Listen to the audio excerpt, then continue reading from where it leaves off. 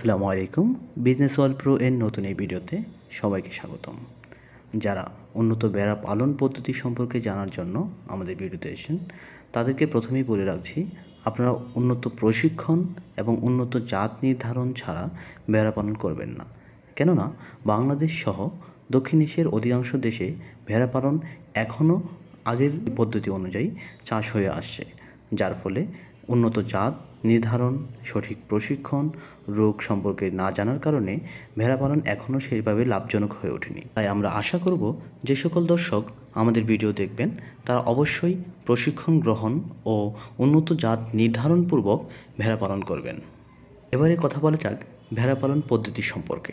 স্বাভাবিকভাবে বাংলাদেশ ও দক্ষিণ এশিয়ার দেশগুলোতে ভেড়া পালন নর্মালি মানুষ ছাগল, গরু কিংবা অন্যান্য পশুদের সাথে পালন করে থাকে। এই পদ্ধতিতে চাষিরা তাদের পালনকৃত গরু, ছাগল অথবা অন্যান্য পশুদের সাথে তাদের যে নির্দিষ্ট ঘর থাকে সেখানেই ভেড়া পালন করে থাকে। এই ভেড়াগুলো মাঠে ঘাস খেয়ে অথবা রাস্তায় অথবা বিভিন্ন জায়গায় চলাফেরা করে বেঁচে থাকে।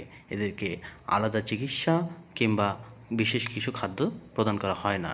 দ্বিতীয় পদ্ধতিটি হলো সম্পূর্ণ ছেড়ে পালন করা ক্ষুদ্র বাণিজ্যিক খামার পদ্ধতি। আসলে এই পদ্ধতিতে ক্ষুদ্র খামারিরা 40 থেকে 50টির মতো ভেড়া পালন করেন। তারা একটা নির্দিষ্ট জমি ব্যবহার করে এই ভেড়াগুলোকে উন্মুক্ত অবস্থায় পালন করেন।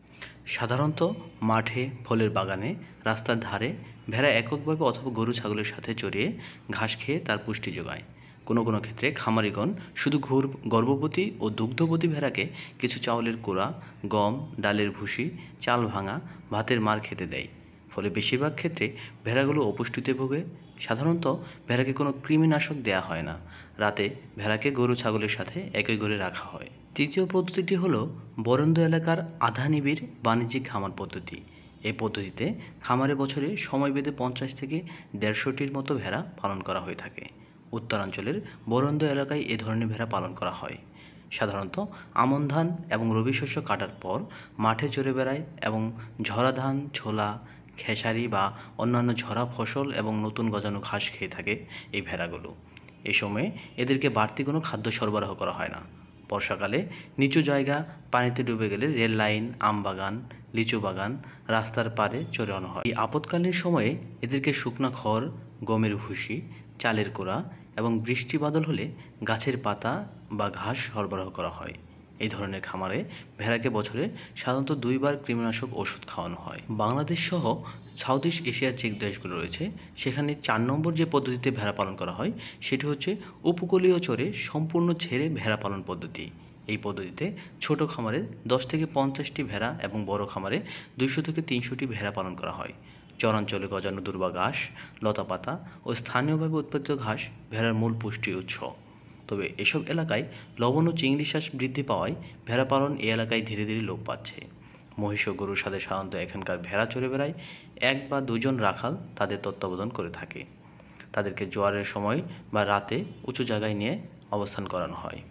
এদেরকে পৃথকভাবে কোনো ঘাস বা দানাদার খাদ্য দেয়া হয়ে থাকে না। সবশেষে যে আধুনিক প্রযুক্তি নিয়ে কথা বলবো সেটি হচ্ছে নিবিড় ভেড়া পালন পদ্ধতি। এই পদ্ধতিতে সম্পূর্ণ আবদ্ধ অবস্থায় খামার পদ্ধতিতে ভেড়া পালন করা হয়। এই পদ্ধতিতে ভেড়া পালনে ভেড়ার শেড ও ব্যবস্থাপনার উপর ভিত্তি করে খামারে ভেড়ার সংখ্যা নির্ধারণ করা হয়। এই পদ্ধতিতে খামার ব্যবস্থাপনায় ভেড়াকে নিয়মিত কাঁচা ঘাস, প্রক্রিয়াজাত খড় এবং দানাদার খাদ্য সরবরাহ করা হয়। ব্যবস্থায় ক্ষুদ্র খামারের জন্য সাধারণত প্রাকৃতিকভাবে উৎপাদিত ঘাস যথেষ্ট হয়, তবে বৃহৎ খামারের জন্য উচ্চ ফলনশীল ঘাস চাষের প্রয়োজন হয়। এ ধরনের খামারে সুষ্ঠু খাদ্য, স্বাস্থ্য, প্রজনন ও আবাসন ব্যবস্থা করতে হয়। তাছাড়া খামারের পরিষ্কার পরিচ্ছন্নতা ও জৈব নিরাপত্তার উপর গুরুত্ব দেওয়া একান্ত জরুরি।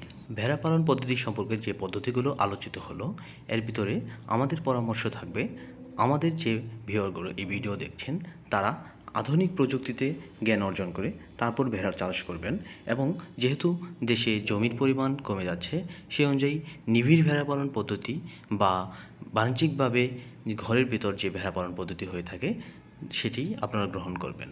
ভিডিওটি ভালো লাগলে লাইক, কমেন্টস, শেয়ার করে আমাদের পাশে থাকবেন এবং সাবস্ক্রাইব করে এবং পাশে থাকা বেল আইকনটি ক্লিক করে পরবর্তী ভিডিও দেখার জন্য অনুরোধ রইল। ধন্যবাদ সবাইকে।